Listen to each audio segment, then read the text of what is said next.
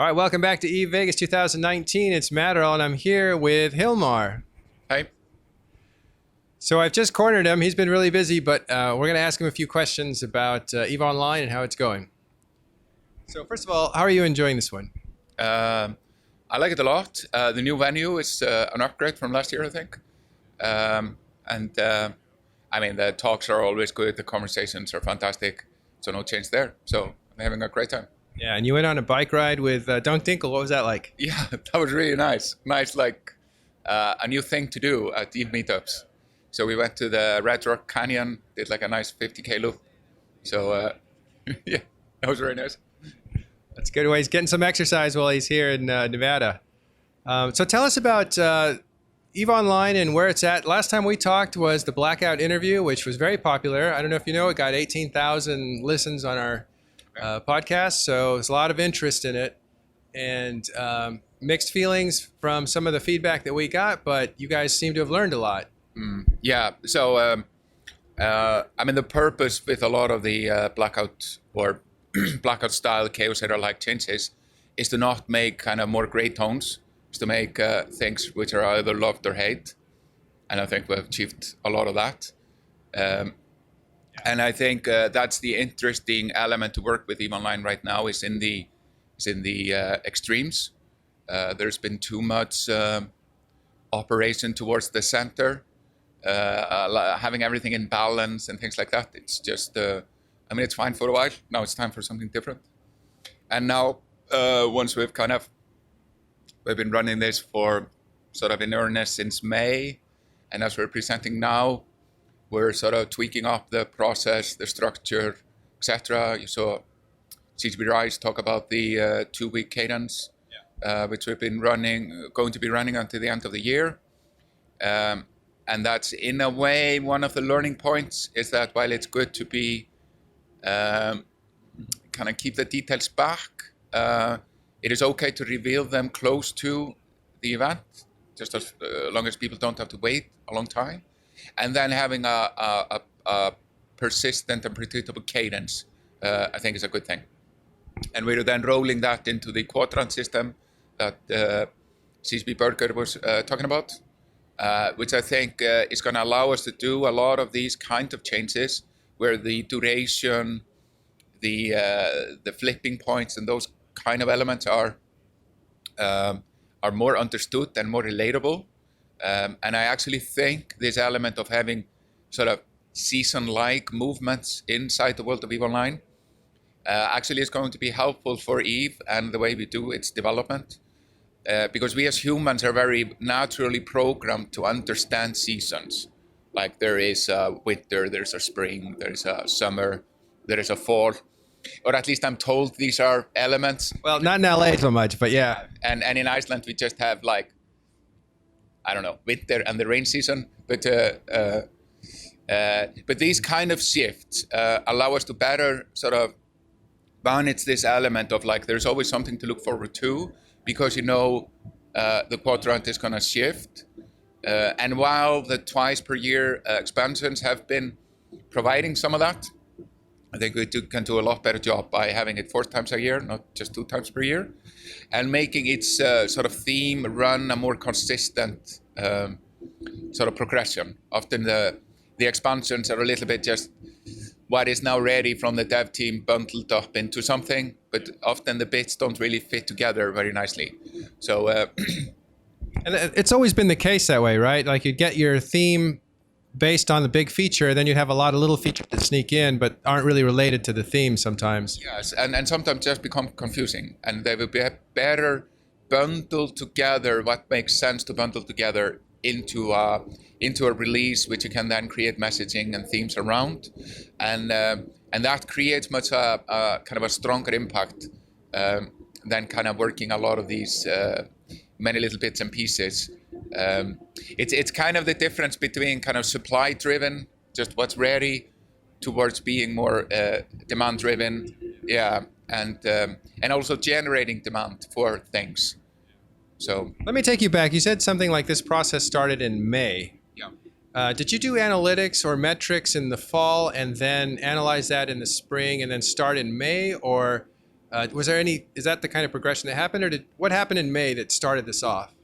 So it probably, let's just say, kind of in end of last year, beginning of this year, we started to get a lot better in monitoring the economy and kind of more both macro and micro movements. Immediately, we saw some unhealthy aspects in the economy, which we started actually to address with some changes, sort of April-May timeframe. But it was really kind of by end of May, after the expansion had shipped, that we amped up the level of taking a more drastic approach to get the economy to a healthier state. I see. Yeah. So you've been taking on a few things. You did launch Invasions in May, so you completed that work, and now you're into that. You're also doing the world tour at that time, doing that. And what's interesting? So then you started acting on the next phase, which is let's look at the economy and try to fix some of the problems that it's having. Yeah. Was empire building and the amount of income that they could generate and safety, was that one of the problems you were looking at? Yes, absolutely. I think even if you go, I think I said all of this in the AMA in Australia. Yeah. I think if you go back to the AMA in Australia, which was in May? When was it in May? Time flies. I mean, you can just listen to that AMA. It's basically the blueprint of what has been going on since. Yeah, that's somebody said that this started in June, and I said, no, you got to go back to earlier than that. And so that's when you basically said, we need to terrify nullsec again. You terrified him. Yes, what should I say? It was less complicated than I thought it would be. Easier to scare? Well, I mean, that sounds maybe judgmental, but it was just, I was surprised how much quick progress we made with relatively simple focus changes. And that, in a way, is informing a lot what Team Talos is doing now. Because it's a natural element to dev teams. They tend to rate the impact of a feature based on the effort of creating it. Like, it's a very natural human element of like, okay, this took a lot of effort to make, it's going to have a lot of impact. This didn't take a lot of effort to make, it's not going to have a lot of impact. I think if you look at the effort to impact ratios of the elements we've been doing from May till now, that obviously does not apply at all. The local Blackout is a one-line change. You will see another element in the trick or treat element where we have 100% loot drops. Those are literally 2 letters that are changed in our code file, and they're gonna, I think, have a massive impact. So it's almost like writing a song. Sometimes the easier the song is to write, the more universal it is and people love it. And sometimes you really labor over a song and 2 people like it. Yeah, well, I haven't really written songs. I've just made computer games. But yeah, it is just one of these elements. And now we just have such an extremely clear and solid historical trend line of it really doesn't matter the effort. It matters where you are, like, are you poking the right things or the wrong things? And how you do it also. We did a good job while we've been doing this sort of summer activity. They're well themed. They fit to an era, which, I mean, the Chaos era is obviously something that has a beginning and an end. Now that is rolling into the Talos releases. Now we're going to roll that into the Quadrant concept for next year. And these kind of cyclical elements are going to enable us to do like a lot more consistent elements of like there's always something to look forward to, and and it's pretty frequent throughout the year, and there's going to be a new theme, there's going to be new changes, new things to compete for and achieve. So is the Chaos era over, or is it still going?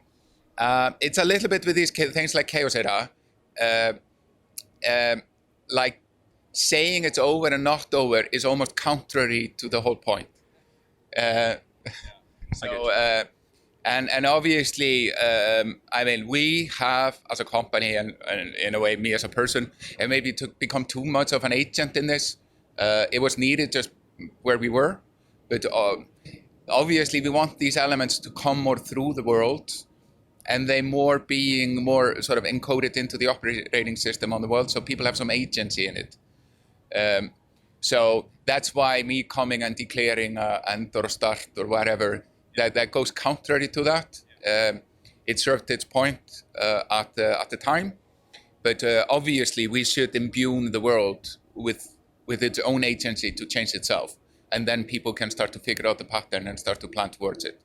I'm sure if you saw the examples that Bergur was showing yesterday, especially the Icelandic PvE of like going to sea to catch fish, it's I mean, people do that because you can understand whether it's comprehensible, relatable. I mean, it sounds kind of crazy when you look at people doing it, but they incrementally got to the place of being able to catch fish in gale force winds in the North Atlantic because the general pattern was understood, even though it's not fully predictable. Got it. So this new cadence that you're talking about is every 2 weeks or so there will be something that's released, some kind of change to the world. Yeah. Something that happened during the Chaos era, I think you said that if we're changing something every week, we're doing our jobs well, something along those lines. There were changes every week, but some of those changes were to invasions and some of the stuff that was going on with invasions. Yeah. But nullsec felt like 3 or 4 big shifts, being the Blackout. The VNI changes were before Blackout or Chaos era, and the Sino changes, and then the wormhole changes weren't talked about a lot, but those were pretty. They changed a lot of things for them. Yes. So so we're not extremely well set up as a company to operate at this speed, and but we decided rather than wait for that, we would just start doing it, and then make fixes and tweak to structure and process as we go along. And we have been doing that. We've changed our team structure, leadership structure. A lot of things have changed behind the scene as we are going along. We have amped up our data gathering and processing and understanding tremendously throughout this, because when you shake up things this much, it's much clearer what's going on, rather than if things are just kind of mulling along. So like Talos is an example of, okay, now we created a team. That team is very integrated into our publishing process, so everything they do is well publicized, rolled out. Ideally, there are going to be scopes, there are going to be themes, and all those things. Because like you were saying, there was a lot going on in the summer, but there were a few big beats which really cut through. And often those big beats even took attention from the other stuff that was going on, just as normal, because they were not connected into the sort of machine that generated these big beats. But we have become a lot better at that. And in fact, like you probably noticed a bit of a lull in September. That was when we were rolling out a lot of the changes. We're rolling out some big changes even next week. So as we kind of ramp up into next year, then we will have made all the modification to structure, process, how we make these things kind of reveal themselves into the world such that they are noticed. There's so much going on in EVE. People just don't notice because we do a poor job of promoting it. Yeah, some of the stuff doesn't surface that you guys build and work on. And some players will dig into that and they'll say, hey, look, something interesting's happening over here. But I don't know like if it's getting through to a lot of different it's people. Not getting through. You just see it. Sometimes it's not even getting through to us. Like there have been some amazing things going on in the lore community around the Triclavian invasions. Like it's a golden era for EVE lore geekery. And I mean, there's a lot going on, and it's super cool, but it's not really well promoted because the people engaged with it don't have their own media. So we'll try to help out with that. But going back to the Blackout, that was an experiment. It was meant to be a limited time. Did you get stuff that you wanted out of that experiment? Yes. I think maybe one of the more valuable things is that we ran it for 66 days, which I think was too long. Like at some point, it was not really generating new elements. We were kind of, I don't know, somewhere between like 40 to 50 days. I think we had mined from it what needed to be mined from it. But it's interesting with us as a company. We both have an issue to start new things and also stop other things. So starting and stopping things is something we need to become a lot better at. And interestingly, this element, even if we started it quickly, we run too long because we stopped it too late. So that was I think a really important learning point, because I mean I knew, and I think everyone appreciated, it was going to be a big shift in the meta of now, but how big it was, I think we underestimated, which also gives us an extremely valuable information about how much value there is in giving more agency in this, like when it comes to situational awareness, intel gathering, and all these elements. We knew it would be a big opportunity, but based on the results, it's huge. It's very valuable, this intel situational awareness. Obviously, just blacking out local chat doesn't give people any agency in it. And we have kind of simple tweaks to that where there would be agency in something like a blackout. But I think given the results, it warrants a more sort of solid rethink. So that's like in the more direct gameplay, people need to feel like they can do something about their situation, and they didn't have much to do. Yeah. Looking at it from a different perspective, our perspective of watching the game and trying to see what goes on in it and look at patterns and compare patterns of people and behavior, we didn't know what the ending was to what was happening. And one of the things that we appreciated was anything can happen now. We just saw an FC, a skirmish FC that's less practiced, defeat a legendary FC. Well, nobody saw that coming. Yeah. And that was Ron USMC defeating Elo Knight in a battle. And there were battles that would escalate quickly that weren't supposed to. And it just seemed like there was more unpredictability to that sort of scenario. So I imagine that's what you're looking for, or something like it. Yeah, absolutely. It's a very natural pattern of, like, if you become extremely specialized in a certain condition and then the condition changes, then somebody else has a way to jump in. I mean, if you imagine the saber-toothed tiger, like the saber-toothed tiger, you look at it, it's like, wow, what is better than that? But the saber-toothed tiger died out because the big game was gone when the grassland set in, and then we got lions, which are little like kittens compared to a saber-toothed tiger.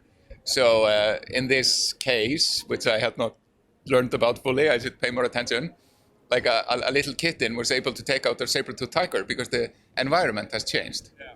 Well, the kitten could probably eat insects and survive. The saber-tooth couldn't do it. Yeah. Well, it's been great talking to you. I really appreciate it. Thanks for taking some time with us here at Vegas. I know you're having a good time and you're busy and still getting your workouts in, which is good. Yes. Yeah, it's a nice change. Well, thanks, Hilmar.